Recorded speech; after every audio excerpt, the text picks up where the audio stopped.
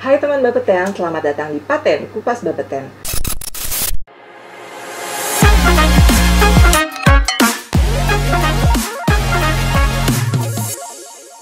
Nah, berhubung banyak sekali pertanyaan melalui direct message ke media sosial kami mengenai senjata nuklir, hari ini saya akan khusus untuk mengupas tuntas mengenai senjata nuklir, bagaimana pemanfaatannya secara internasional dan juga di Indonesia. Nah, halo Pak Indra, apa kabar? Baik, sehat. Oke, sehat. Alhamdulillah ya Pak ya. Alhamdulillah. Nah, apa itu senjata nuklir Pak? Oke, ya senjata nuklir banyak dibicarakan ya, terutama akhir-akhir ini karena ada kejadian antara Rusia dan Ukraina. Tapi memang mungkin banyak yang belum tahu tentang sebenarnya apa itu senjata nuklir. Jadi senjata nuklir pada prinsipnya itu adalah hasil energi ledakan dari hasil reaksi fisi nuklir ataupun fusi nuklir atau bahkan kombinasi dari keduanya, fisi dan fusi. Bom atom itu sendiri sebenarnya kata lain dari reaksi fisi. Sedangkan hasil reaksi fusi disebut juga termonuklir atau dan bom hidrogen. Begitu sebenarnya senjata nuklir itu. Oke, kita udah dapat nih Pak pengertian senjata nuklir. Oke. Nah, kemudian kita masuk ke sejarahnya. Gimana Pak ceritanya senjata nuklir ini dikembangkan dan juga mungkin digunakan mungkin yang kita kenal dengan bom Hiroshima Nagasaki ya Pak ya. Oke. Sampai implementasi ke pengeboman atau senjata nuklir yang bisa meledakkan suatu kota dengan jangkauan yang sangat luas Pak. Baik, sebenarnya pembuatan senjata nuklir itu diawali sudah dari cukup lama dan sebenarnya juga karena ini adalah salah satu cerita yang menarik. Ada beberapa film bahkan yang mengabadikan atau membuat latar belakang dengan menggunakan isu senjata nuklir. Jadi sebenarnya Amerika Serikat, negara Amerika Serikat pada tahun 42, Agustus 42 itu membuat proyek yang disebut dengan Manhattan Project. Mungkin teman-teman kalau ada beberapa film itu yang mengabadikan isu Manhattan Project. Nah, kemudian juga Amerika menggunakan bom nuklir tersebut pertama kali di dunia itu adalah dalam perang Hiroshima yang kemudian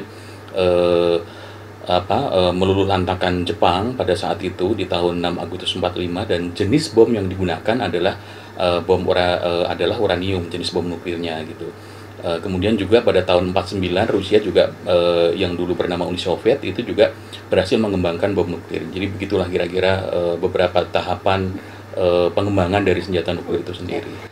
Berkaca dari pemanfaatan senjata nuklir yang mungkin mengakibatkan banyak korban jiwa ya Pak pada saat itu, sebenarnya ada usaha nggak sih Pak dari dunia internasional untuk membatasi penggunaan senjata nuklir itu? Nah, senjata nuklir ini sendiri memang sebenarnya adalah suatu teknologi yang tidak semua negara menguasai. Jadi hanya negara-negara tertentu saja.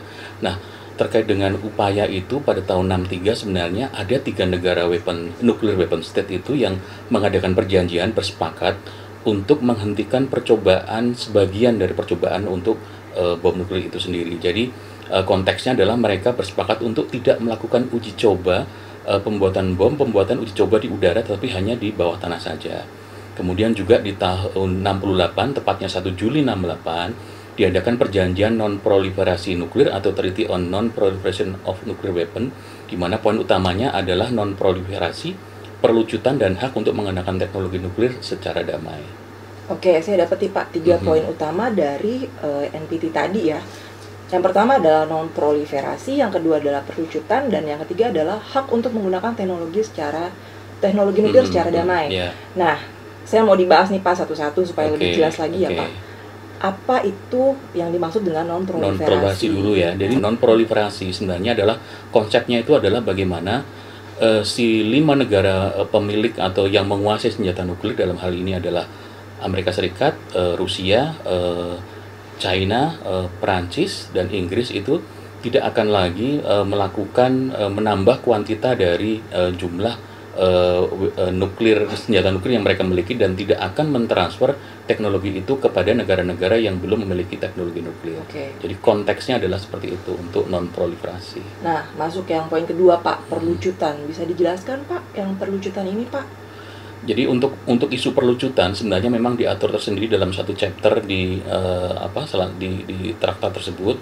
Isunya adalah bagaimana si negara yang memiliki senjata nuklir itu tidak akan mengembangkan senjata nuklir itu, dan juga tidak akan mentransfer teknologi itu kepada negara-negara yang belum memiliki teknologi nuklir karena akan sangat berbahaya bagi dunia. Jadi ini adalah sebenarnya upaya. Jadi konteksnya yang sudah terlanjur tidak akan kemudian melakukan atau bahkan mendorong non weapon nuclear state itu untuk kemudian menguasai seperti halnya yang mereka sekarang miliki. Nah, kemudian kita masuk yang ketiga nih Pak. Ini sebenarnya merupakan, kalau menurut saya ya Pak ya, bagian paling penting